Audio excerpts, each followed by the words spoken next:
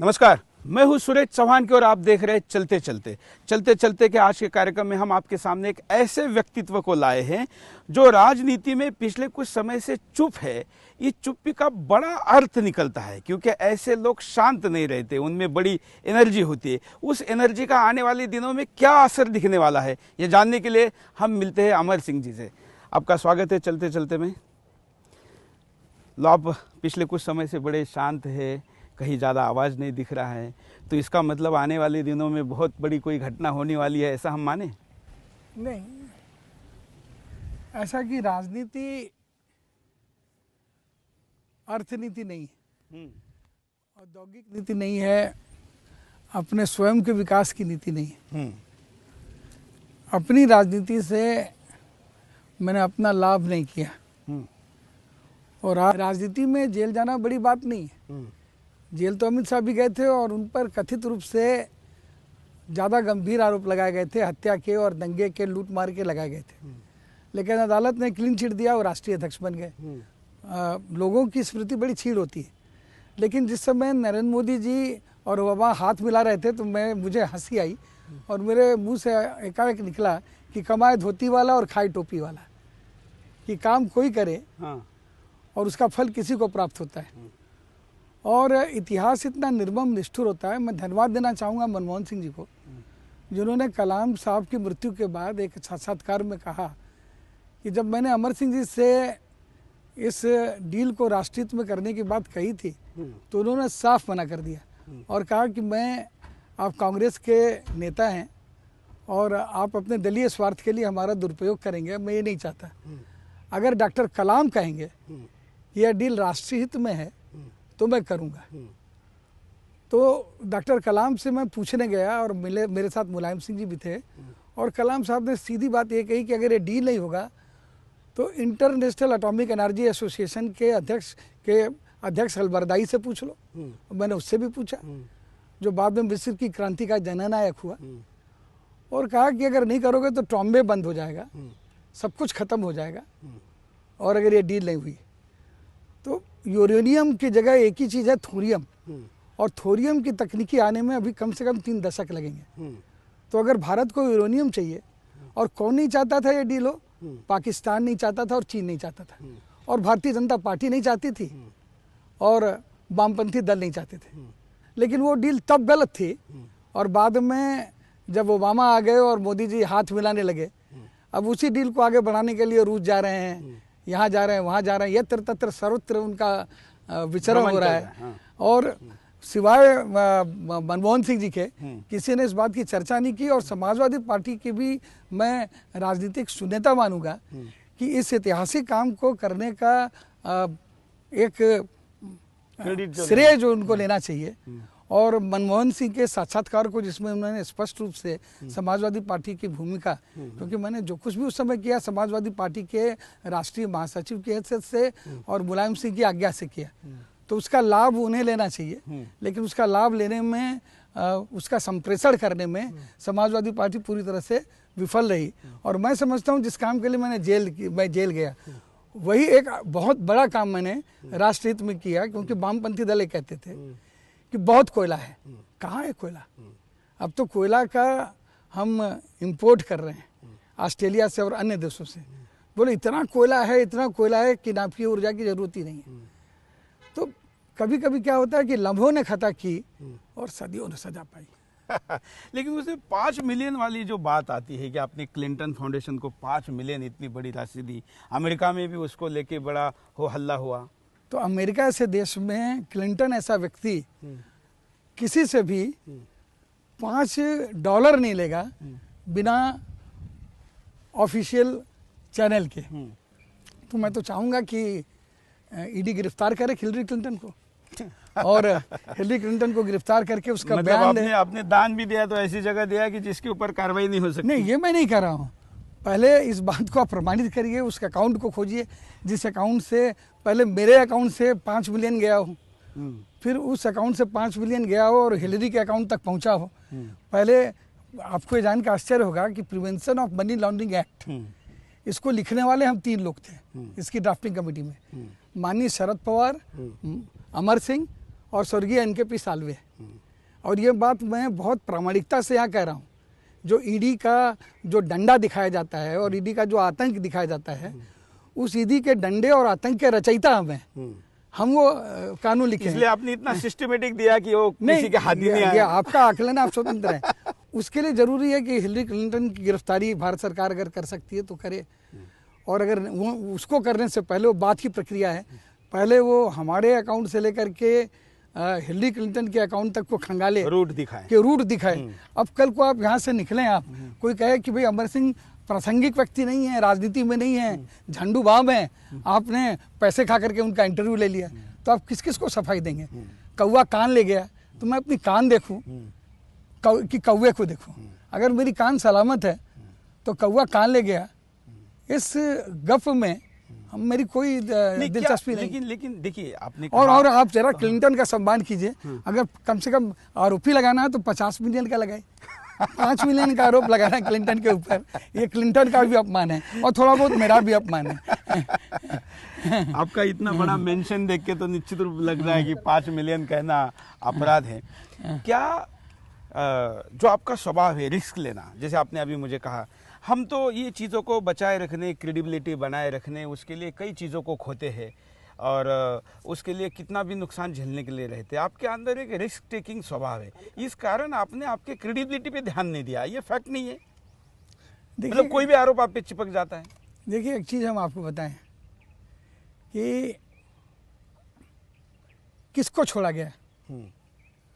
आज आप महात्मा गांधी की समाधि पर जाते हैं, देश के विभाजन का जिम्मेदार ठहराकर आज भी ऐसा वर्ग है जो नाथूराम गोडसे को पूछता है, और आपके संघ परिवार और भारतीय जनता पार्टी से संबद्ध लोग ही हैं, चाहे वो अल्पसंख्यक। आप मुझे भाषा समझ जोड़िए। नहीं मैं बोला चाहे वो अल्पसंख्यक नहीं है, तो मेरा कोई द्वेष नहीं है। मैं उसके बारे में बताऊंगा। आदरणीय नानाजी देशमुख, रज्जू भैया, उनसे मेरा बहुत व्यक्तिगत स्नेह रहा और मैं उनका बड़ा आदर करता हूँ। तो इसलिए मैं मणिशंकर अय्यर की तरह उद्वेलित नहीं होता। भगवा देख के आपको, भगवा देख करके या टीका देख करके यहाँ खड़े हैं, यहाँ पर आपको भगवती की स्तुति का नहीं, मैं दर्शकों को भी जरूर बताना चाहूँगा और मैं आपसे भी जानना चाहूँगा। मैं जब इस कैंपस में आया तो गायत्री मंत्र चल रहा था और आपके पूरे घर में सब जगह पर गणेश जी और भगवान सब रखे हुए हैं, नेताजी सुभाष चंद्र बोस जैसे लोगों का फोटो लगा हुआ है। मतलब आप पूजा के हिसाब से तो धार्मिक हिंदू है। आप क्षेत्रीय सम्मेलनों में जाते हैं, क्षेत्रीय भवन बनाते हैं, वो क्षेत्रीयता गाय गंगा गायत्री के लिए क्यों नहीं दिखती, वो मुलायम सिंह के लिए क्यों दिखती है? आपको क्या पता कि हमारे अंदर गाय के लिए प्रेम नहीं है? आप हमारे घर के अंदर चलें, आपको गाय दिखाई देगी। आप हरिद्वार में जाएं, वहाँ की गौशालाओं से पूछें। आप विंध्याचल में जाएं, वहाँ पर हर नवरात्र में मैं श्रद्धालुओं को, जो सपाई हैं, बसपाई हैं, भाजपाई हैं, उनको शुद्ध घी के व्यंजन पूरे नवरात्र में खिलाता हूँ, सामूहिक विवाह करता हूँ। गो को माता बोलते हैं, तो एक संस्कारी हिंदू होने के नाते हम भी ये मानते हैं। और हमारी बात तो जाने दीजिए, जो आजम खान हमारा धुर विरोधी है और जिसके मुंह से मेरे लिए सिर्फ द्वेष निकलता है और मलिनता निकलती है, वह आजम खान भी उसने एक धर्मगुरु खोजा है और उससे उसने गोदान लिया है और वो भी कहता है कि मैं भी गौ सेवक हूँ। तो जब आजम खान ऐसा व्यक्ति गौ सेवक हो सकता है तो मुझे आप गौ विरोधी क्यों कहते हैं? नहीं कह रहा हूँ, मैं कह रहा हूँ आप अगर है तो उसके लिए कुछ करिए ना, आवाज उठाइए ना। नहीं तो मतलब बाकी आप न्यूक्लियर डील के लिए इतनी ताकत लगा रहे हैं, तो आप गाय की रक्षा के लिए क्यों नहीं लगाते? आपको आप अगर न दिखाएं, ना चलाएं, आज आपकी मौज हुई, आप आकर इंटरव्यू ले रहे हैं, तो मैं बोल रहा हूँ गौ माता के पक्ष में। लेकिन अगर आप बोलने के साथ आप करेंगे भी नहीं, हम कर रहे हैं, करेंगे, ये तो ये आप वो बात कर रहे हैं कि आश्वासन ले रहे हैं। हाँ। हम करते हैं, आपको आमंत्रित करते हैं, चलिए विंध्याचल में हमारी गौशाला देखिए, जरूर जिस तरह से आप मेरे घर में आए हैं, सुदर्शन वाले आएंगे तो सुदर्शन वालों को दिखाने के लिए मैंने भगवान की मूर्तियां नहीं लगा रखी हैं। नहीं, या गायत्री मंत्र का पाठ नहीं हो रहा है। गायत्री मंत्र का पाठ हमारे जीवन का, गाय, गायत्री और गंगा, ये हमारे जीवन के मूल्यों का, दर्शन का एक अंग है। इसको मुझे प्रदर्शन करने की जरूरत नहीं है, लेकिन हाँ, अगर इसका प्रचार और प्रसार करने की आवश्यकता है तो मैं किसी भी मंच पर खड़ा होकर के कह सकता हूँ। और मुझे तो इस बात का भान है कि राष्ट्रीय स्वयंसेवक संघ मैं 2 चुनाव जानता हूँ। उन 2 चुनावों में राष्ट्रीय स्वयंसेवक संघ ने अपने दल का साथ नहीं दिया।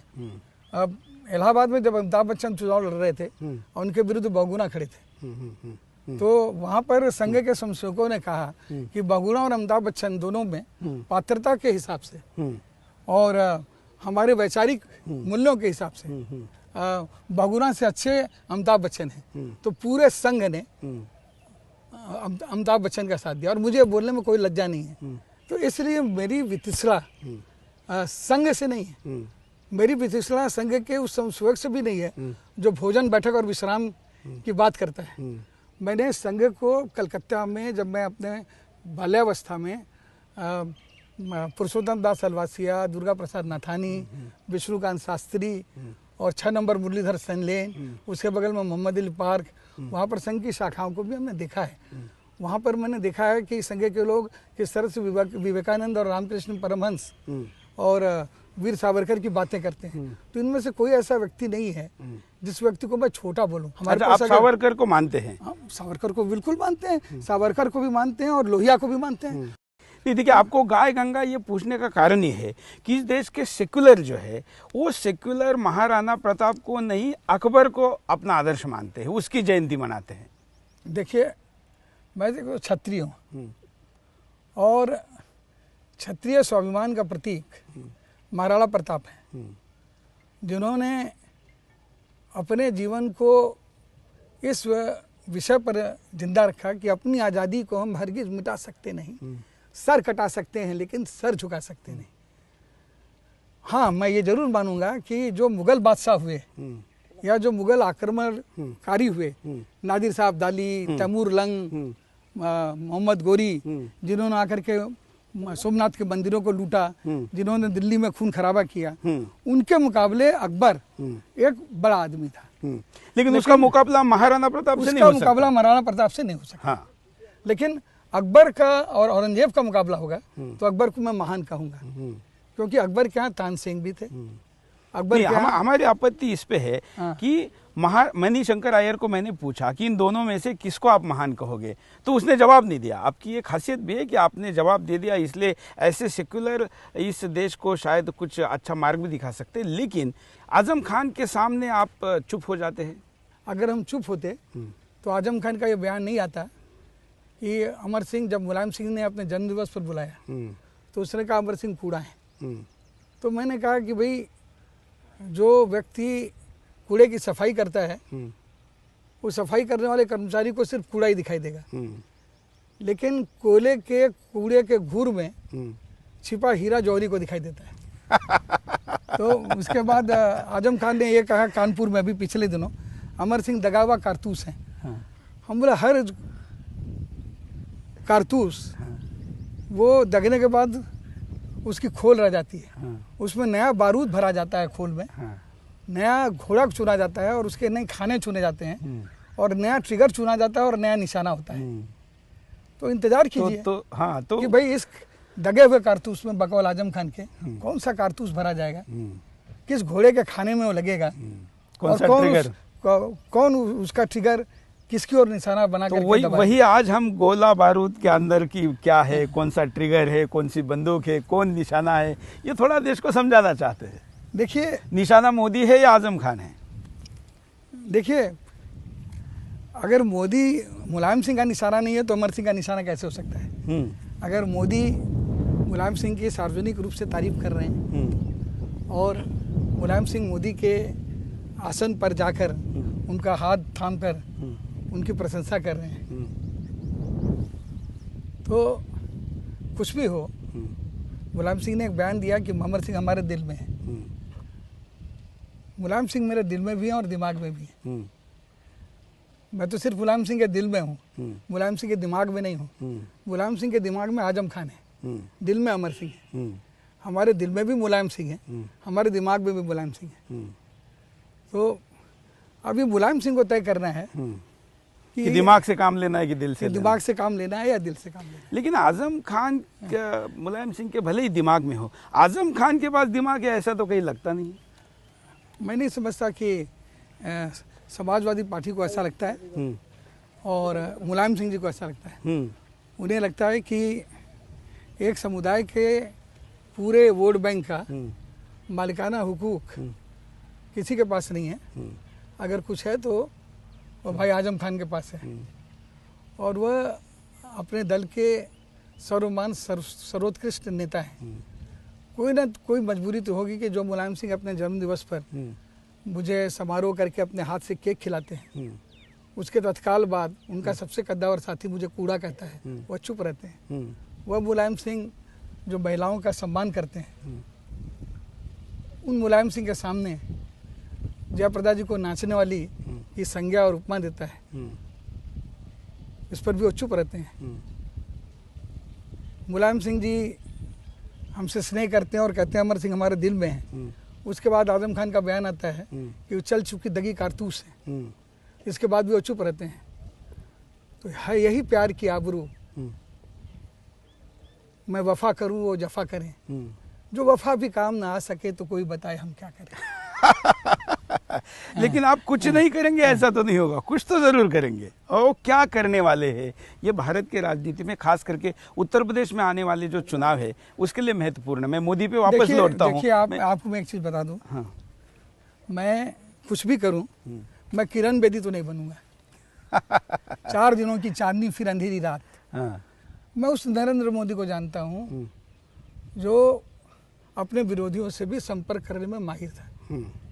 मैं उस नरेंद्र मोदी को जानता हूं जिसके पास भाव अभिव्यक्ति संप्रेषण और सामान्य शिष्टाचार और संचार की कोई कमी नहीं थी। अब एक ऐसा नरेंद्र मोदी सामने है जो सिर्फ दूरदर्शन पर, मन की बात के द्वारा रेडियो पर या यदा कदा सार्वजनिक समारोहों में दूर से अपने पुराने मित्रों को भी दिखाई देता है। मैं मानता हूँ देश के प्रधानमंत्री, मैं यह भी मानता हूँ कि गुजरात के मुख्यमंत्री के रूप में जो उनकी उपलब्धता थी वो भी अपने आप में बड़ी बात थी।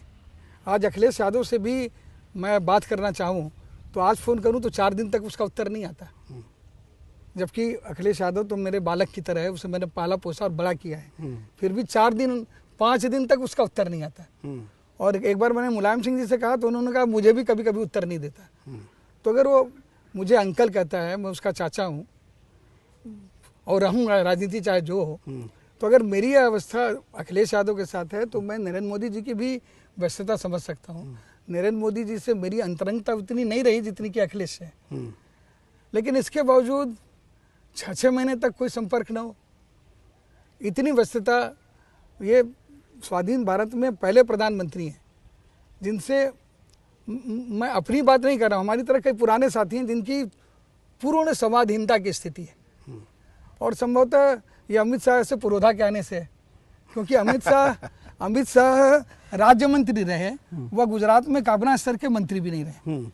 इसलिए अडवाणी जी को संभवतः मालूम है, अटल जी को मालूम है, प्रमोद महाजन को मालूम है कि हमें और मुलायम सिंह जी को दोनों को बुलाया गया उन्होंने, और हमने कहा कि गुजरात के बाद किसी मुसलमान को बनाना चाहिए। अडवाणी जी ने कहा कोई राष्ट्र प्रेमी मुसलमान हो तो बताइए, तो हमने और मुलायम सिंह जी ने कहा कलाम, भारत रत्न है, परमाणु का पुरोधा है, और तत्काल अटल जी अडवाणी जी ने कलाम के नाम को माना। यह सलाह मैंने मुलायम सिंह को दी और इसका पूरा श्रेय लेकिन मुलायम सिंह को जाता है।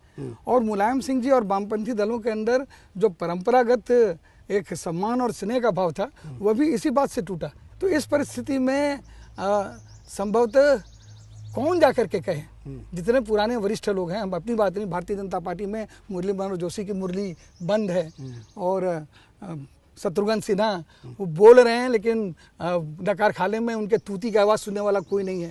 यशवंत सिन्हा के पुत्र राज्य मंत्री हैं लेकिन यदा कदा वो भी कुछ बोलते हैं तो वो भी सुप्त हो जाते हैं, लुप्त हो जाते हैं। तो एक नया जमाना है, नया दल है, नया परिदृश्य है, इसमें पुरानों की कोई जगह नहीं है। हमारी तरह कई लोग सोचते हैं लेकिन बोल नहीं पाते। मैं खुल करके बोलने की मुझे आदत है। शायद संपर्क आपका फोन पे भले ना हो मोदी जी से, कैमरे पे कुछ बोल दे उन तक पहुंच जाएगा।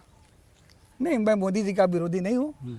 मैं मोदी जी को अच्छा काम कर रहे कि नहीं, अच्छा काम करने से ज़्यादा जरूरी है अच्छे काम की अवधारणा बने। अच्छा दिखना चाहिए, अच्छा दिखना चाहिए। अच्छा दिख नहीं रहा है और अवधारणा अच्छी नहीं है। अवधारणा जिस मोदी को देखने के लिए लोग टीवी चलाते थे, अब उनकी तस्वीर आने पर लोग टीवी बंद करने लगे।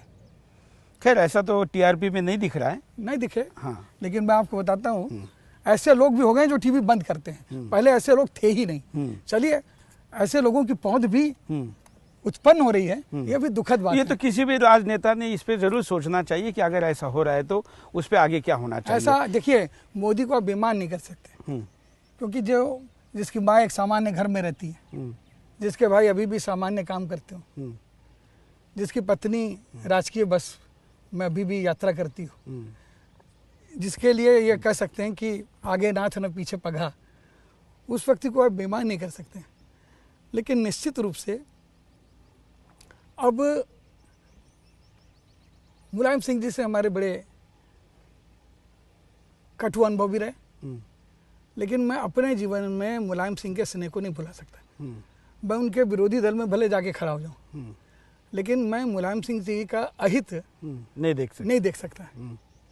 जैसे नरेंद्र मोदी जी ने भी अपने भाषण में कह ही दिया, जब उनका विदाई समारोह हो रहा था, कि शंकर सिंह बघेला जी, आपको इस बात से गर्व होगा कि वो व्यक्ति जो संघ के प्रचारक के रूप में पूरे गुजरात आपकी फटफटिया के पीछे बैठ करके घूमा, आज देश का प्रधानमंत्री बना। तो शंकर सिंह बघेला और नरेंद्र मोदी के इतिहास को वो दोनों क्या भुला सकते हैं? तो मुलायम सिंह यादव और अमर सिंह का जो एक परस्पर इतिहास, समन्वय और सद्भाव का संबंध रहा है, उसे क्या मैं भुला सकता हूँ? वो भुला सकते हैं। ये अलग बात है कि वक्त ने किया क्या हंसी सितम, हम रहे ना हम, तुम रहे ना तुम। समाजवादी वाले आपसे इस कारण भी ज्यादा नाराज रहते, उनको लगता है कि मुलायम सिंह एकदम आम आदमी, जमीन पे चलने वाले नेता थे। आपने एकदम से उनको बॉलीवुड का स्टार और बड़े बड़े फिल्म सितारे, जिनको देखने के लिए लोग शायद टीवी से ज्यादा कभी देख नहीं सकते, उनको आपने उत्तर प्रदेश के छोटे से गाँव में ला दिया और मुलायम सिंह के सामने पेश 3 वाला डांस हो रहा है। आप एक चीज बताएं, पिछले 6 वर्षों से मैं नहीं हूँ। लत लगने के बाद छुटती नहीं ना, आपने ऐसी लत लगाई थी। ये तो चित और पद दोनों हो गई, और इसका भी मैं जवाब दे रहा हूँ। पहली बात तो ये कि 6 वर्षों से मैं वहाँ नहीं हूँ, फिर भी मल्लिका शेरावत, माधुरी दीक्षित और ऋतिक रोशन, बल्कि ये तमाम लोग आते हैं, सलमान खान, ऐसा कोई नहीं है जो वहाँ नहीं आता है।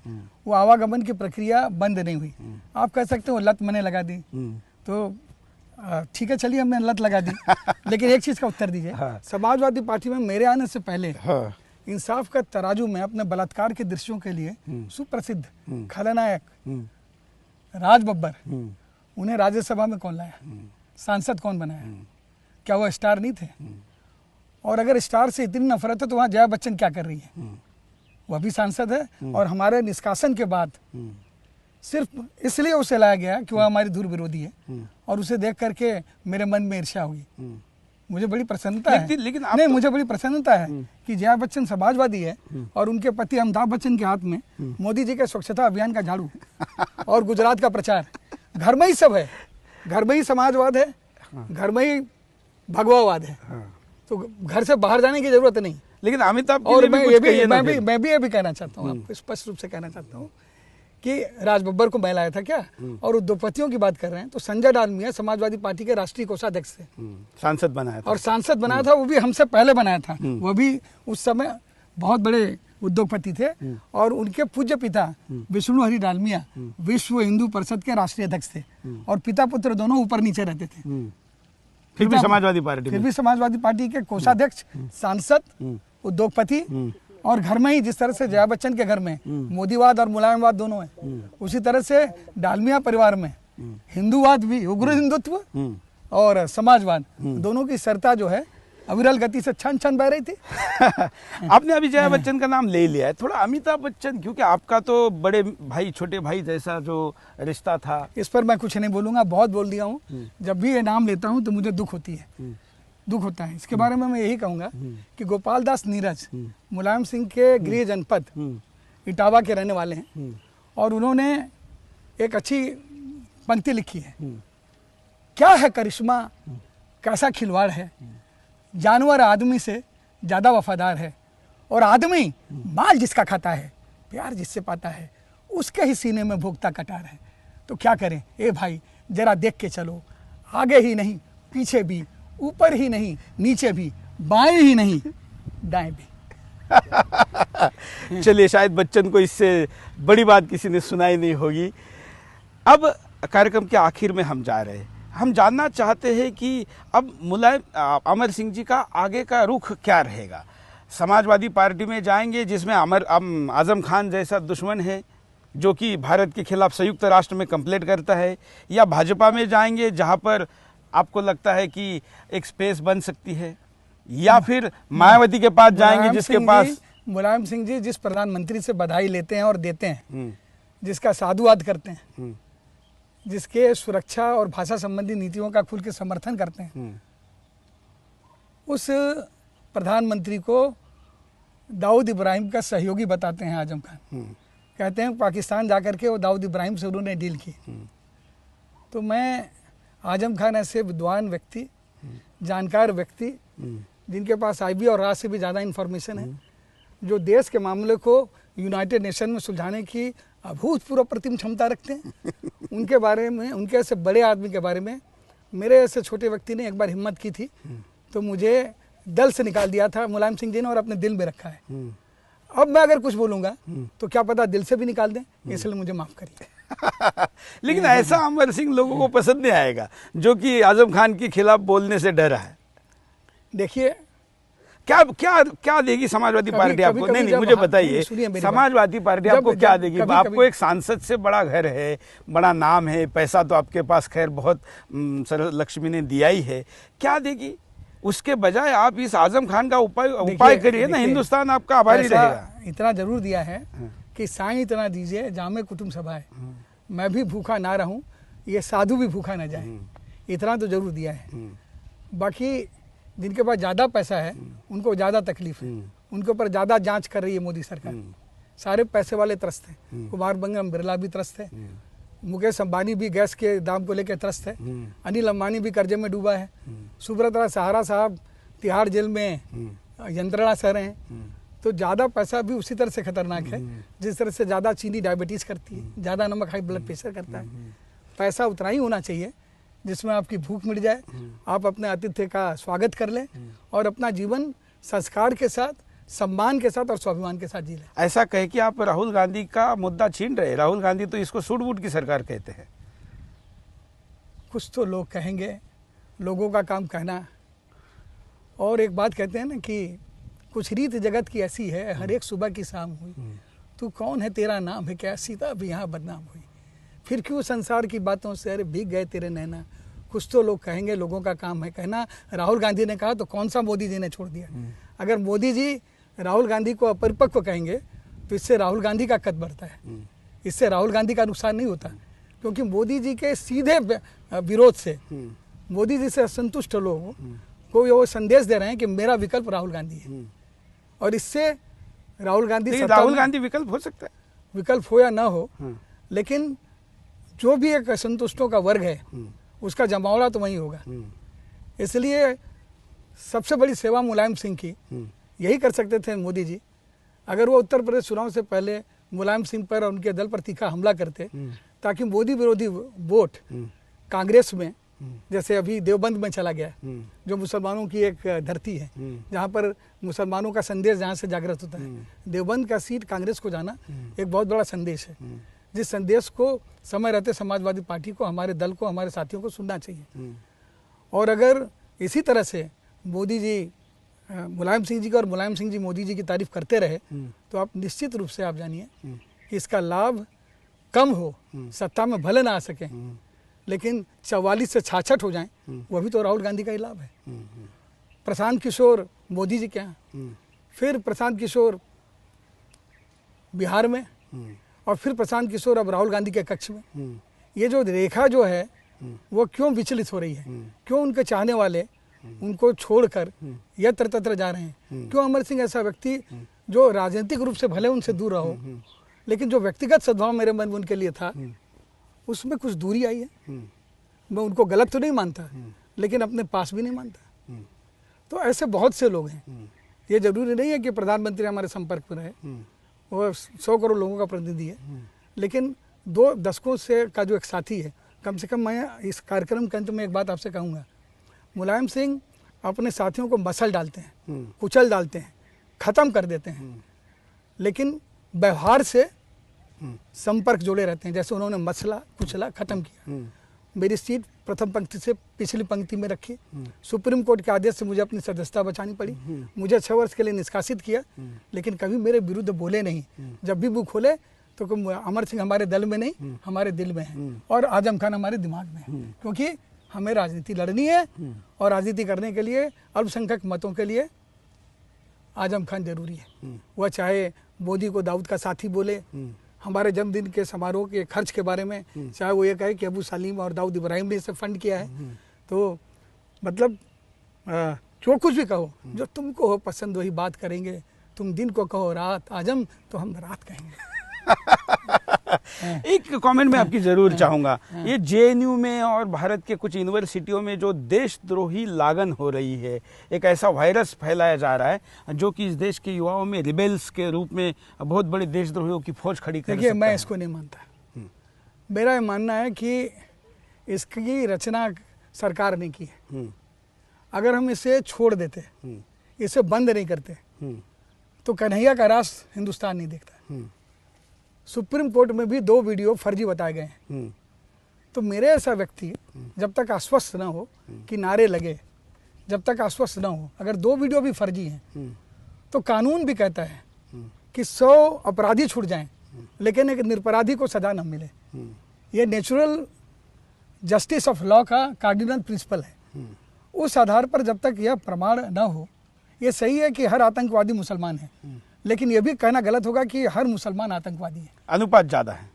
नहीं, ये आपका आकलन होगा, लेकिन मेरा आकलन क्या, आंकड़े बता रहे हैं। नहीं, अशफाकुल्लाह खान कौन थे? नहीं, आंकड़े बता रहे हैं। राम प्रसाद, और भारत में नहीं, दुनिया के हर जगह पर इस्लामिक आतंकवाद। इकबाल जिन्होंने ये लिखा कि सारे जहां से अच्छा हिंदुस्तान हमारा, ये कौन थे?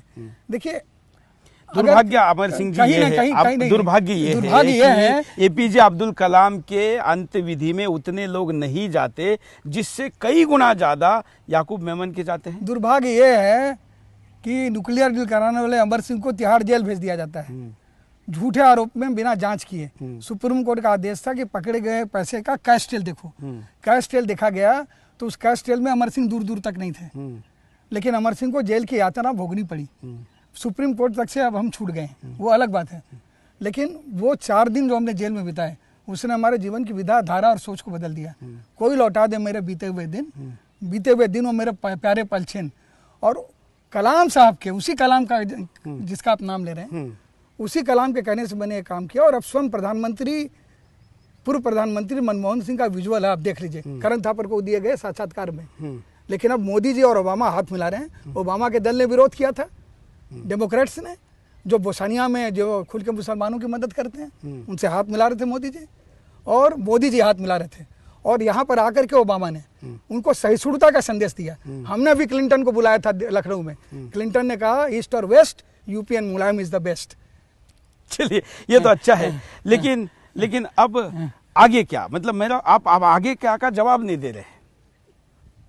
त्रिया चरित्रम पुरुषस्य भाग्यम, त्रिया का चरित्र और पुरुष का भाग्य, ये तो किसको पता है कि क्या होगा, कल क्या होगा। मैंने आपसे अभी कहा ना एक बात, उसी में मेरा उत्तर छुपा है कि भूतकाल व्याकुल करे और भविष्य कुलाए, वर्तमान में जो जिए तो जीना आ जाए। मैं भूतकाल की गर्मा और भविष्य की अकलाहट कि क्या होगा, कल क्या होगा, उसमें न रहते हुए वर्तमान में जीवित हूँ, आपके साथ खड़ा होकर ये साक्षात्कार दे रहा हूँ। आशा है आप इसे अच्छी तरह से दिखाएं। बिल्कुल, और हमारी ये विशेषता है, हम विदाउट ब्रेक दिखाते हैं, पूरी बात दिखाते हैं, और जो भी बात है आपकी वो पूरी दिखाते हैं। यही सुदर्शन की विशेषता है। आप सुदर्शन चक्र चलता रहे, मेरी शुभकामनाएं। धन्यवाद। धन्यवाद।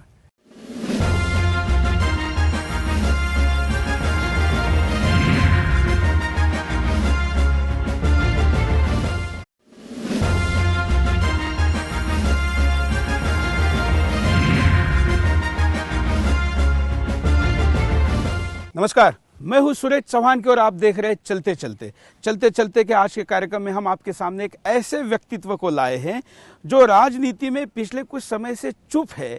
ये चुप्पी का बड़ा अर्थ निकलता है, क्योंकि ऐसे लोग शांत नहीं रहते, उनमें बड़ी एनर्जी होती है। उस एनर्जी का आने वाले दिनों में क्या असर दिखने वाला है, ये जानने के लिए हम मिलते हैं अमर सिंह जी से। आपका स्वागत है चलते चलते में।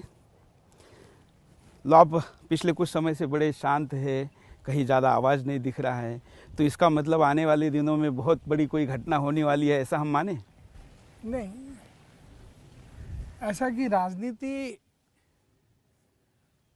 अर्थनीति नहीं है, औद्योगिक नीति नहीं है, अपने स्वयं के विकास की नीति नहीं है। अपनी राजनीति से मैंने अपना लाभ नहीं किया, और राजनीति में जेल जाना बड़ी बात नहीं है। जेल तो अमित शाह भी गए थे और उन पर कथित रूप से ज़्यादा गंभीर आरोप लगाए गए थे, हत्या के और दंगे के, लूट मार के लगाए गए थे, लेकिन अदालत ने क्लीन चिट दिया और राष्ट्रीय अध्यक्ष बन गए। लोगों की स्मृति बड़ी छीड़ होती है, लेकिन जिस समय नरेंद्र मोदी जी और ओबामा हाथ मिला रहे थे तो मुझे हंसी आई और मेरे मुंह से एकाएक निकला कि कमाए धोती वाला और खाए टोपी वाला, कि काम कोई करे और उसका फल किसी को प्राप्त होता है। और इतिहास इतना निर्मम निष्ठुर होता है। मैं धन्यवाद देना चाहूँगा मनमोहन सिंह जी को, जिन्होंने कलाम साहब की मृत्यु के बाद एक साक्षात्कार में कहा कि जब मैंने अमर सिंह जी से इस डील को राष्ट्रीय में करने की बात कही थी तो उन्होंने साफ मना कर दिया और कहा कि आप कांग्रेस के नेता हैं और आप अपने दलीय स्वार्थ के लिए हमारा दुरुपयोग करेंगे, मैं ये नहीं चाहता। अगर डॉक्टर कलाम कहेंगे कि यह डील राष्ट्रीय हित में है तो मैं करूँगा। तो डॉक्टर कलाम से मैं पूछने गया और मेरे साथ मुलायम सिंह जी भी थे, और कलाम साहब ने सीधी बात ये कही कि अगर ये डील नहीं होगा तो इंटरनेशनल एटॉमिक एनर्जी एसोसिएशन के अध्यक्ष अलबरदाई से पूछ लो। मैंने उससे भी पूछा, जो बाद में मिस्र की क्रांति का जननायक हुआ, और कहा कि अगर नहीं करोगे तो ट्रॉम्बे बंद हो जाएगा, सब कुछ खत्म हो जाएगा, और अगर ये डील नहीं हुई तो यूरेनियम की जगह एक ही चीज़ है थोरियम, और थोरियम की तकनीकी आने में अभी कम से कम 3 दशक लगेंगे। तो अगर भारत को यूरेनियम चाहिए, और कौन नहीं चाहता था ये डील हो? पाकिस्तान नहीं चाहता था और चीन नहीं चाहता था, और भारतीय जनता पार्टी नहीं चाहती थी, और वामपंथी दल नहीं चाहते थे। लेकिन वो डील तब गलत थी, और बाद में जब ओबामा आ गए और मोदी जी हाथ मिलाने लगे, अब उसी डील को आगे बढ़ाने के लिए रूस जा रहे हैं, यहाँ जा रहे हैं, वहाँ जा रहे हैं, यत्र तत्र सर्वत्र उनका विचरण हो रहा है। और सिवाय मनमोहन सिंह जी के किसी ने इस बात की चर्चा नहीं की, और समाजवादी पार्टी की भी मैं राजनीतिक शून्यता मानूंगा कि इस ऐतिहासिक काम को करने का एक श्रेय जो उनको लेना चाहिए। और मनमोहन सिंह के साक्षात्कार को, जिसमें उन्होंने स्पष्ट रूप से समाजवादी पार्टी की भूमिका, क्योंकि मैंने जो कुछ भी उस समय किया समाजवादी पार्टी के राष्ट्रीय महासचिव की हैसियत से और मुलायम सिंह की आज्ञा से किया, तो उसका लाभ उन्हें लेना चाहिए। लेकिन उसका लाभ लेने में, उसका संप्रेषण करने में समाजवादी पार्टी पूरी तरह से विफल रही। और मैं समझता हूँ जिस काम के लिए मैं जेल गया, वही एक बहुत बड़ा काम मैंने राष्ट्र हित में किया, क्योंकि वामपंथी दल ये कहते थे कि बहुत कोयला है। कहाँ है कोयला? अब तो कोयला का हम इंपोर्ट कर रहे हैं ऑस्ट्रेलिया से और अन्य देशों से। बोले इतना कोयला है कि नापी ऊर्जा की जरूरत ही नहीं है।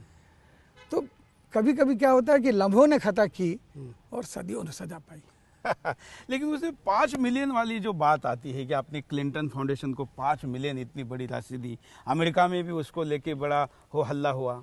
तो अमेरिका ऐसे देश में क्लिंटन ऐसा व्यक्ति किसी से भी $5 नहीं लेगा बिना ऑफिशियल चैनल के। तो मैं तो चाहूँगा कि ईडी गिरफ्तार करे हिलरी क्लिंटन को, और हिलरी क्लिंटन को गिरफ्तार करके उसका मतलब बयान आपने दान भी दिया तो ऐसी जगह दिया कि जिसके ऊपर कार्रवाई नहीं हो सकती। नहीं, ये मैं नहीं कह रहा हूँ।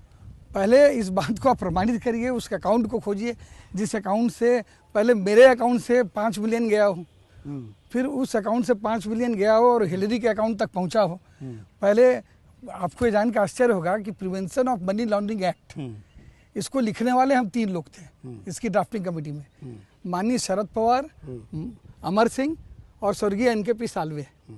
और ये बात मैं बहुत प्रामाणिकता से यहाँ कह रहा हूँ। जो ईडी का जो डंडा दिखाया जाता है और ईडी का जो आतंक दिखाया जाता है, उस ईडी के डंडे और आतंक के रचयिता हम वो कानून लिखे। इसलिए आपने इतना सिस्टमेटिक दिया कि वो किसी के हाथ ही नहीं आया। आपका आकलन, आप स्वतंत्र है। उसके लिए जरूरी है कि हिलरी क्लिंटन की गिरफ्तारी भारत सरकार अगर कर सकती है तो करे। और अगर वो उसको करने से पहले वो बात की प्रक्रिया है, पहले वो हमारे अकाउंट से लेकर के हिलरी क्लिंटन के अकाउंट तक को खंगाले, रूट दिखाए। अब कल को आप यहाँ से निकलें, आप कोई कहे कि भाई अमर सिंह प्रासंगिक व्यक्ति नहीं है, राजनीति में नहीं है, झंडू बाम है, आपने पैसे खा करके उनका इंटरव्यू ले लिया, तो आप किस किस को सफाई देंगे? कौवा कान ले गया तो मैं अपनी कान देखूं कि कौवे को देखूं?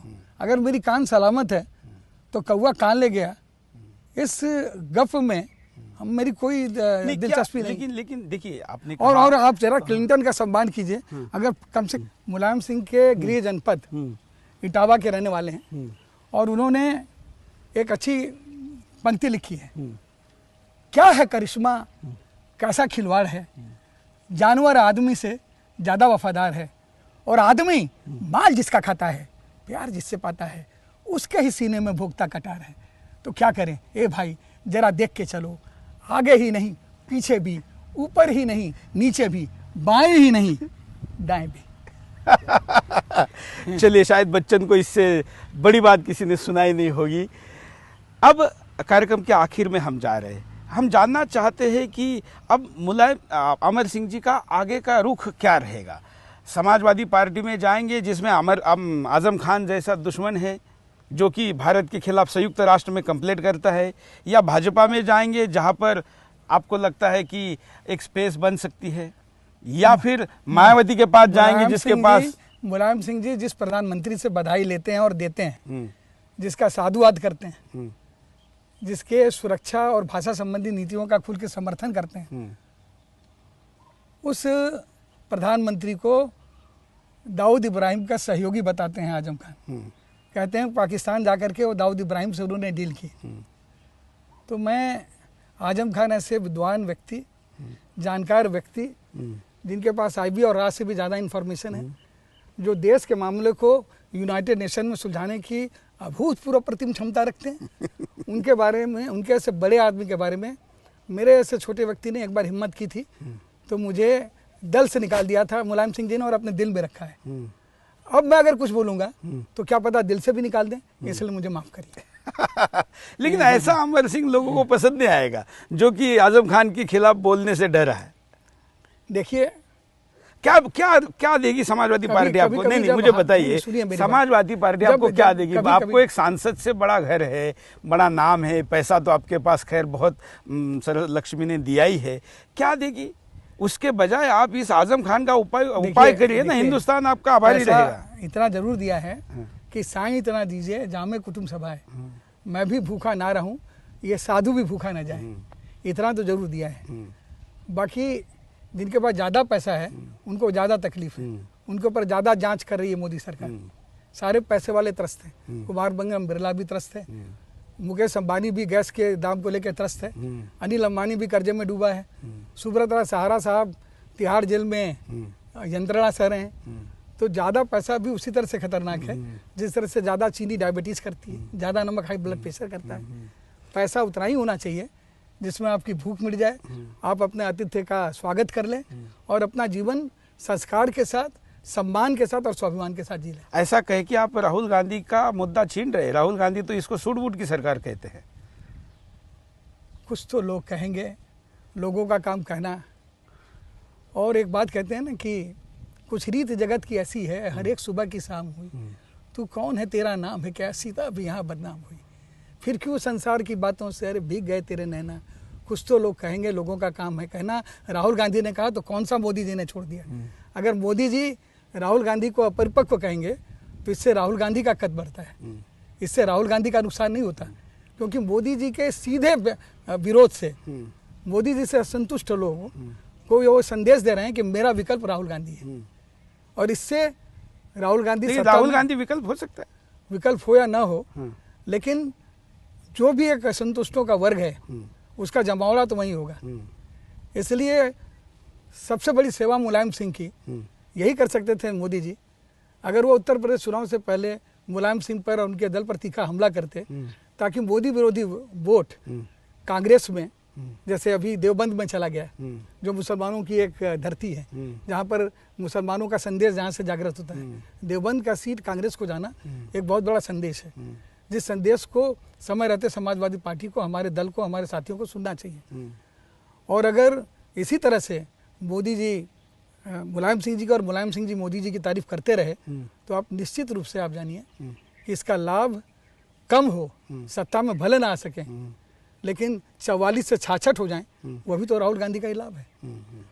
प्रशांत किशोर मोदी जी के यहाँ, फिर प्रशांत किशोर बिहार में, और फिर प्रशांत किशोर अब राहुल गांधी के कक्ष में। ये जो रेखा जो है वो क्यों विचलित हो रही है? क्यों उनके चाहने वाले उनको छोड़कर यत्र तत्र जा रहे हैं? क्यों अमर सिंह ऐसा व्यक्ति जो राजनीतिक रूप से भले उनसे दूर रहो लेकिन जो व्यक्तिगत सद्भाव मेरे मन में उनके लिए था उसमें कुछ दूरी आई है। मैं उनको गलत तो नहीं मानता लेकिन अपने पास भी नहीं मानता। तो ऐसे बहुत से लोग हैं। ये जरूरी नहीं है कि प्रधानमंत्री हमारे संपर्क में रहे, वो 100 करोड़ लोगों का प्रतिनिधि है, लेकिन 2 दशकों से का जो एक साथी है, कम से कम मैं इस कार्यक्रम के अंत में एक बात आपसे कहूँगा, मुलायम सिंह अपने साथियों को मसल डालते हैं, कुचल डालते हैं, ख़त्म कर देते हैं, लेकिन व्यवहार से संपर्क जोड़े रहते हैं। जैसे उन्होंने मसला कुचला ख़त्म किया, मेरी सीट प्रथम पंक्ति से पिछली पंक्ति में रखी, सुप्रीम कोर्ट के आदेश से मुझे अपनी सदस्यता बचानी पड़ी, मुझे 6 वर्ष के लिए निष्कासित किया, लेकिन कभी मेरे विरुद्ध बोले नहीं। जब भी मुँह खोले तो अमर सिंह हमारे दल में नहीं, हमारे दिल में है, और आजम खान हमारे दिमाग में है, क्योंकि हमें राजनीति लड़नी है और राजनीति करने के लिए अल्पसंख्यक मतों के लिए आजम खान जरूरी है। वह चाहे मोदी को दाऊद का साथी बोले, हमारे जन्मदिन के समारोह के खर्च के बारे में, चाहे वो ये कहे कि अबू सलीम और दाऊद इब्राहिम ने साथ में काबीना स्तर के मंत्री भी नहीं रहे। इसलिए अडवाणी जी को संभवतः मालूम है, अटल जी को मालूम है, प्रमोद महाजन को मालूम है कि हमें और मुलायम सिंह जी को दोनों को बुलाया गया उन्होंने, और हमने कहा कि गुजरात के बाद किसी मुसलमान को बनाना चाहिए। अडवाणी जी ने कहा कोई राष्ट्र प्रेमी मुसलमान हो तो बताइए, तो हमने और मुलायम सिंह जी ने कहा कलाम, भारत रत्न है, परमाणु का पुरोधा है, और तत्काल अटल जी अडवाणी जी ने कलाम के नाम को माना। यह सलाह मैंने मुलायम सिंह को दी और इसका पूरा श्रेय लेकिन मुलायम सिंह को जाता है। और मुलायम सिंह जी और वामपंथी दलों के अंदर जो परंपरागत एक सम्मान और स्नेह का भाव था वह भी इसी बात से टूटा। तो इस परिस्थिति में संभवतः कौन जाकर के कहे, जितने पुराने वरिष्ठ लोग हैं, हम अपनी बात नहीं, भारतीय जनता पार्टी में मुरली मनोहर जोशी की मुरली बंद है और शत्रुघ्न सिन्हा वो बोल रहे हैं लेकिन डकार खाले में उनके तूती की आवाज़ सुनने वाला कोई नहीं है। यशवंत सिन्हा के पुत्र राज्य मंत्री हैं लेकिन यदा कदा वो भी कुछ बोलते हैं तो वो भी सुप्त हो जाते हैं, लुप्त हो जाते हैं। तो एक नया जमाना है, नया दल है, नया परिदृश्य है, इसमें पुरानों की कोई जगह नहीं है। हमारी तरह कई लोग सोचते हैं लेकिन बोल नहीं पाते। मैं खुल करके बोलने की मुझे आदत है। शायद संपर्क आपका फोन पे भले ना हो मोदी जी से, कैमरे पे कुछ बोल दे उन तक पहुंच जाएगा। नहीं, मैं मोदी जी का विरोधी नहीं हूँ। मैं मोदी जी को अच्छा काम कर रहे कि नहीं, अच्छा काम करने से ज़्यादा जरूरी है अच्छे काम की अवधारणा बने।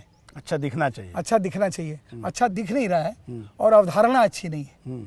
अवधारणा जिस मोदी को देखने के लिए लोग टीवी चलाते थे, अब उनकी तस्वीर आने पर लोग टीवी बंद करने लगे। खैर ऐसा तो टीआरपी में नहीं दिख रहा है, नहीं दिखे। हाँ, लेकिन मैं आपको बताता हूँ ऐसे लोग भी हो गए जो टीवी बंद करते हैं, पहले ऐसे लोग थे ही नहीं। चलिए ऐसे लोगों की पहुंच भी उत्पन्न हो रही है, ये भी दुखद बात है। ये तो किसी भी राजनेता ने इस पे जरूर सोचना चाहिए कि अगर ऐसा हो रहा है तो उस पे आगे क्या होना चाहिए। ऐसा देखिए, मोदी को आप बेईमान नहीं कर सकते, क्योंकि जो जिसकी माँ एक सामान्य घर में रहती है, जिसके भाई अभी भी सामान्य काम करते हो, जिसकी पत्नी राजकीय बस में अभी भी यात्रा करती हो, जिसके लिए ये कह सकते हैं कि आगे नाथ न पीछे पगा, उस व्यक्ति को आप बेईमान नहीं कर सकते। लेकिन निश्चित रूप से अब मुलायम सिंह जी से हमारे बड़े कटु अनुभव भी रहे, लेकिन मैं अपने जीवन में मुलायम सिंह के स्नेह को नहीं भुला सकता।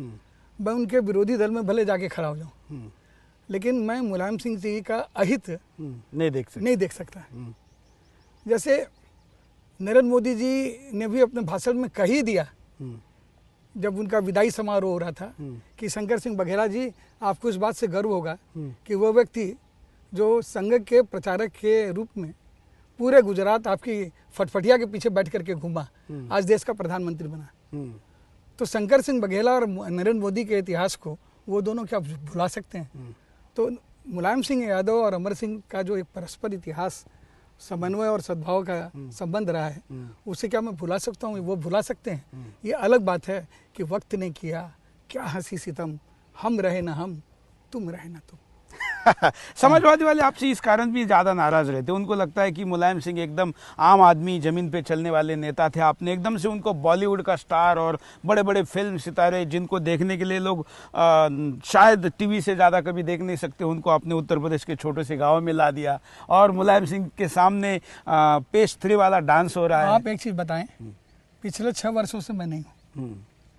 लत लगने के बाद छुटती नहीं ना, आपने ऐसी लत लगाई थी। ये तो चित और पद दोनों हो गई, और इसका भी मैं जवाब दे रहा हूँ। पहली बात तो ये कि 6 वर्षों से मैं वहाँ नहीं हूँ, फिर भी मल्लिका शेरावत, माधुरी दीक्षित और ऋतिक रोशन, बल्कि ये तमाम लोग आते हैं, सलमान खान, ऐसा कोई नहीं है जो वहाँ नहीं आता है। वो आवागमन की प्रक्रिया बंद नहीं हुई। आप कह सकते हो लत मैंने लगा दी, तो ठीक है, चलिए हमने लत लगा दी। लेकिन एक चीज़ का उत्तर दीजिए, समाजवादी पार्टी में मेरे आने से पहले इंसाफ का तराजू में अपने बलात्कार के दृश्यों के लिए सुप्रसिद्ध खलनायक राज बब्बर, उन्हें राज्यसभा में कौन लाया, सांसद कौन बनाया? क्या वो स्टार नहीं थे? और अगर स्टार से इतनी नफरत है तो वहाँ जया बच्चन क्या कर रही है? वह भी सांसद है, और हमारे निष्कासन के बाद सिर्फ इसलिए उसे लाया गया कि वह हमारी दूर विरोधी है, और उसे देख करके मेरे मन में ईर्ष्या हुई।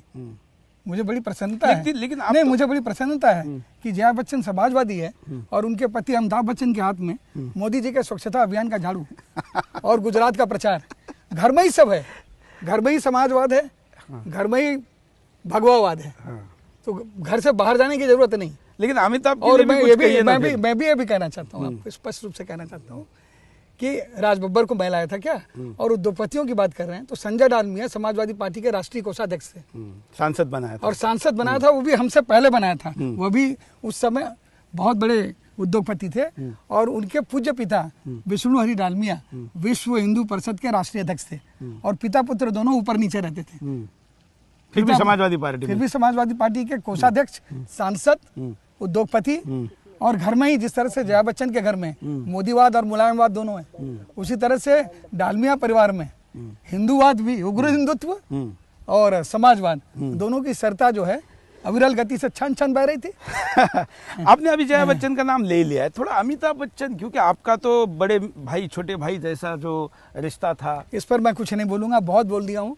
जब भी ये नाम लेता हूँ तो मुझे दुख होता है। इसके बारे में मैं यही कहूंगा कि गोपाल दास नीरज, आरोपी लगाना है तो 50 मिलियन का लगाए, 5 मिलियन का आरोप लगाना क्लिंटन के ऊपर, ये क्लिंटन का भी अपमान है, और थोड़ा बहुत मेरा भी अपमान है।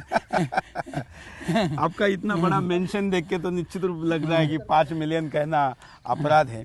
क्या जो आपका स्वभाव है रिस्क लेना, जैसे आपने अभी मुझे कहा, हम तो ये चीज़ों को बचाए रखने, क्रेडिबिलिटी बनाए रखने, उसके लिए कई चीज़ों को खोते हैं, और उसके लिए कितना भी नुकसान झेलने के लिए रहते हैं। आपके अंदर एक रिस्क टेकिंग स्वभाव है, इस कारण आपने आपके क्रेडिबिलिटी पे ध्यान नहीं दिया। ये फैक्ट नहीं है?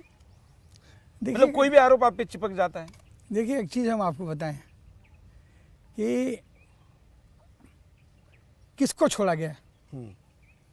आज आप महात्मा गांधी की समाधि पर जाते हैं, देश के विभाजन का जिम्मेदार ठहराकर आज भी ऐसा वर्ग है जो नाथूराम गोडसे को पूछता है, और आपके संघ परिवार और भारतीय जनता पार्टी से संबद्ध लोग ही हैं, चाहे वो अल्पसंख्यक। आप मुझे भाषा समझ जोड़िए। नहीं, मैं बोला चाहे वो अल्पसंख्यक नहीं है, तो मेरा कोई द्वेष नहीं है। मैं उसके बारे में बताऊंगा। आदरणीय नानाजी देशमुख, रज्जू भैया, उनसे मेरा बहुत व्यक्तिगत स्नेह रहा, और मैं उनका बड़ा आदर करता हूँ। तो इसलिए मैं मणिशंकर अय्यर की तरह उद्वेलित नहीं होता। भगवा देख के आपको, भगवा देख करके या टीका देख करके यहाँ खड़े हैं, यहाँ पर आपको भगवती की स्तुति का नहीं, मैं दर्शकों को भी जरूर बताना चाहूँगा, और मैं आपसे भी जानना चाहूँगा। मैं जब इस कैंपस में आया तो गायत्री मंत्र चल रहा था, और आपके पूरे घर में सब जगह पर गणेश जी और भगवान सब रखे हुए हैं, नेताजी सुभाष चंद्र बोस जैसे लोगों का फोटो लगा हुआ है। मतलब आप पूजा के हिसाब से तो धार्मिक हिंदू है। आप क्षेत्रीय सम्मेलनों में जाते हैं, क्षेत्रीय भवन बनाते हैं, वो क्षेत्रीयता गाय गंगा गायत्री के लिए क्यों नहीं दिखती, वो मुलायम सिंह के लिए क्यों दिखती है? आपको क्या पता कि हमारे अंदर गाय के लिए प्रेम नहीं है? आप हमारे घर के अंदर चलें, आपको गाय दिखाई देगी। आप हरिद्वार में जाएं, वहाँ की गौशालाओं से पूछें। आप विंध्याचल में जाएं, वहाँ पर हर नवरात्र में मैं श्रद्धालुओं को, जो सपाई हैं, बसपाई हैं, भाजपाई हैं, उनको शुद्ध घी के व्यंजन पूरे नवरात्र में खिलाता हूँ, सामूहिक विवाह करता हूँ। गो को माता बोलते हैं, तो एक संस्कारी हिंदू होने के नाते हम भी ये मानते हैं। और हमारी बात तो जाने दीजिए, जो आजम खान हमारा धुर विरोधी है और जिसके मुंह से मेरे लिए सिर्फ द्वेष निकलता है और मलिनता निकलती है, वह आजम खान भी उसने एक धर्मगुरु खोजा है और उससे उसने गोदान लिया है और वो भी कहता है कि मैं भी गौ सेवक हूँ। तो जब आजम खान ऐसा व्यक्ति गौ सेवक हो सकता है, तो मुझे आप गौ विरोधी क्यों कहते हैं? नहीं कह रहा हूँ, मैं कह रहा हूँ आप अगर है तो उसके लिए कुछ करिए ना, आवाज उठाइए ना। नहीं तो मतलब बाकी आप न्यूक्लियर डील के लिए इतनी ताकत लगा रहे हैं, तो आप गाय की रक्षा के लिए क्यों नहीं लगाते? आपको आप अगर न दिखाएं, न चलाएं, आज आपकी मौज हुई, आप आकर इंटरव्यू ले रहे हैं, तो मैं बोल रहा हूँ गौ माता के पक्ष में। लेकिन अगर आप बोलने के साथ आप करेंगे भी? नहीं, हम कर रहे हैं, करेंगे। ये तो ये आप वो बात कर रहे हैं कि आश्वासन ले रहे हैं। हाँ। हम करते हैं, आपको आमंत्रित करते हैं, चलिए विंध्याचल में हमारी गौशाला देखिए, जरूर देखिए। जिस तरह से आप मेरे घर में आए हैं, सुदर्शन वाले आएंगे, तो सुदर्शन वालों को दिखाने के लिए मैंने भगवान की मूर्तियां नहीं लगा रखी हैं। नहीं, या गायत्री मंत्र का पाठ नहीं हो रहा है। गायत्री मंत्र का पाठ हमारे जीवन का, गाय, गायत्री और गंगा, ये हमारे जीवन के मूल्यों का, दर्शन का एक अंग है। इसको मुझे प्रदर्शन करने की जरूरत नहीं है, लेकिन हाँ, अगर इसका प्रचार और प्रसार करने की आवश्यकता है तो मैं किसी भी मंच पर खड़ा होकर के कह सकता हूँ। और मुझे तो इस बात का भान है कि राष्ट्रीय स्वयंसेवक संघ, मैं 2 चुनाव जानता हूँ, उन 2 चुनावों में राष्ट्रीय स्वयंसेवक संघ ने अपने दल का साथ नहीं दिया।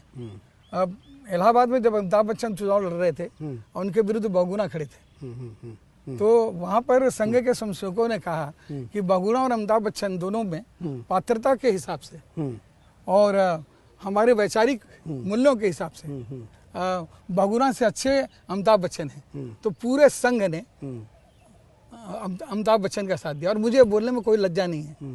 तो इसलिए मेरी वितृष्णा संघ से नहीं है, मेरी वितृष्णा संघ के उस स्वयंसेवक से भी नहीं है जो भोजन, बैठक और विश्राम की बात करता है।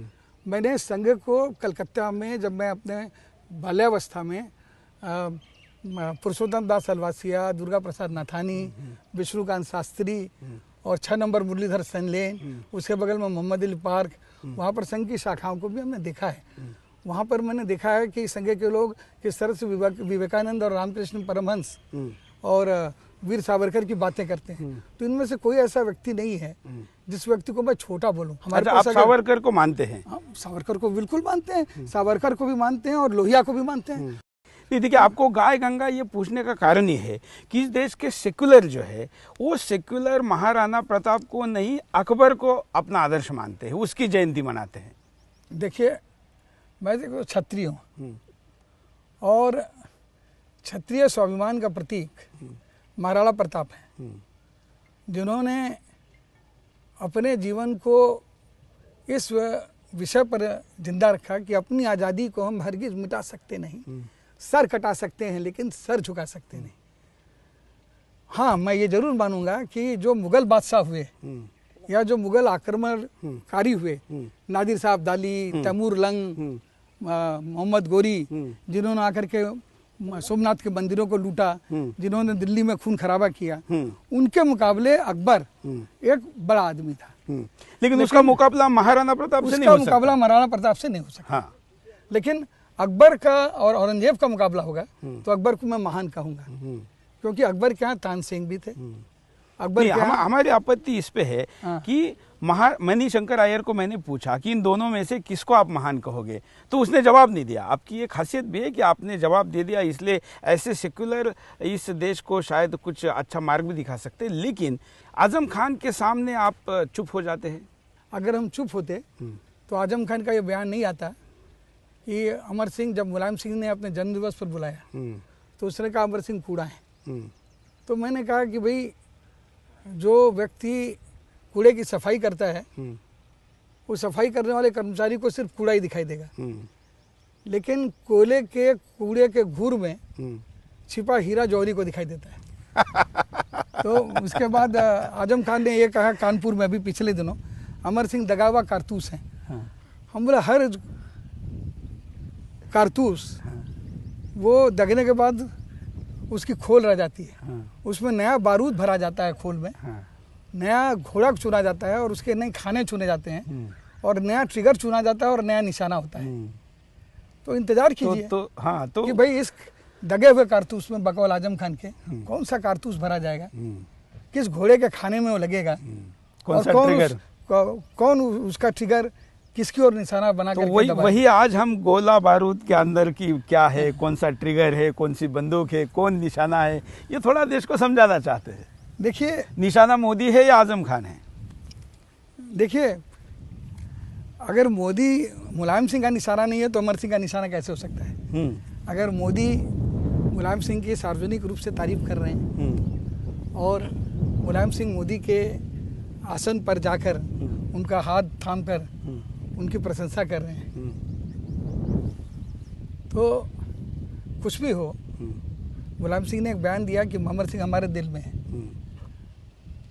मुलायम सिंह मेरे दिल में भी हैं और दिमाग में भी हैं। मैं तो सिर्फ मुलायम सिंह के दिल में हूँ, मुलायम सिंह के दिमाग में नहीं हूँ। मुलायम सिंह के दिमाग में आजम खान है, दिल में अमर सिंह है। हमारे दिल में भी मुलायम सिंह है, हमारे दिमाग में भी मुलायम सिंह है। तो अभी मुलायम सिंह को तय करना है कि दिमाग से काम लेना है कि दिल से, दिमाग से काम लेना है या दिल से काम लेना है। लेकिन आजम खान मुलायम सिंह के भले ही दिमाग में हो, आजम खान के पास दिमाग है ऐसा तो कहीं लगता नहीं। मैं नहीं समझता कि समाजवादी पार्टी को ऐसा लगता है और मुलायम सिंह जी को ऐसा लगता है। उन्हें लगता है कि एक समुदाय के पूरे वोट बैंक का मालिकाना हुकूक किसी के पास नहीं है। अगर कुछ है तो वह भाई आजम खान के पास है और वह अपने दल के सर्वमान सर्वोत्कृष्ट नेता है। कोई ना कोई मजबूरी तो होगी कि जो मुलायम सिंह अपने जन्मदिवस पर मुझे समारोह करके अपने हाथ से केक खिलाते हैं, उसके तत्काल बाद उनका सबसे कद्दावर साथी मुझे कूड़ा कहता है, वह चुप रहते हैं। वह मुलायम सिंह जो महिलाओं का सम्मान करते हैं, उन मुलायम सिंह के सामने जयप्रदा जी को नाचने वाली की संज्ञा और उपमा देता है, इस पर भी वो चुप रहते हैं। मुलायम सिंह जी हमसे स्नेह करते हैं और कहते हैं अमर सिंह हमारे दिल में है। उसके बाद आजम खान का बयान आता है कि वो चल चुकी दगी कारतूस है, इसके बाद भी वो चुप रहते हैं। तो है यही प्यार की आबरू, मैं वफा करूं वो जफा करें, जो वफा भी काम ना आ सके तो कोई बताए हम क्या करें। लेकिन आप कुछ नहीं करेंगे ऐसा तो नहीं होगा, कुछ तो जरूर करेंगे। और क्या करने वाले हैं ये भारत के राजनीति में, खास करके उत्तर प्रदेश में आने वाले जो चुनाव है उसके लिए महत्वपूर्ण है। मैं मोदी पे वापस लौटता हूँ। देखिए आपको मैं एक चीज बता दूं, हाँ। मैं कुछ भी करूं, मैं किरण बेदी तो नहीं बनूंगा। 4 दिनों की चांदनी फिर अंधेरी रात। हाँ। मैं उस नरेंद्र मोदी को जानता हूँ जो अपने विरोधियों से भी संपर्क करने में माहिर था। मैं उस नरेंद्र मोदी को जानता हूँ जिसके पास भाव अभिव्यक्ति संप्रेषण और सामान्य शिष्टाचार और संचार की कोई कमी नहीं थी। अब एक ऐसा नरेंद्र मोदी सामने है जो सिर्फ दूरदर्शन पर, मन की बात के द्वारा रेडियो पर या यदा कदा सार्वजनिक समारोहों में दूर से अपने पुराने मित्रों को भी दिखाई देता है। मैं मानता हूँ देश के प्रधानमंत्री, मैं यह भी मानता हूँ कि गुजरात के मुख्यमंत्री के रूप में जो उनकी उपलब्धता थी वो भी अपने आप में बड़ी बात थी। आज अखिलेश यादव से भी मैं बात करना चाहूँ तो आज फ़ोन करूँ तो 4 दिन तक उसका उत्तर नहीं आता, जबकि अखिलेश यादव तो मेरे बालक की तरह है, उसे मैंने पाला पोसा और बड़ा किया है, फिर भी 5 दिन तक उसका उत्तर नहीं आता। और एक बार मैंने मुलायम सिंह जी से कहा तो उन्होंने कहा मुझे भी कभी कभी उत्तर नहीं देता। तो अगर वो मुझे अंकल कहता है, मैं उसका चाचा हूँ और रहूँगा राजनीति चाहे जो हो, तो अगर मेरी अवस्था अखिलेश यादव के साथ है तो मैं नरेंद्र मोदी जी की भी व्यस्तता समझ सकता हूँ।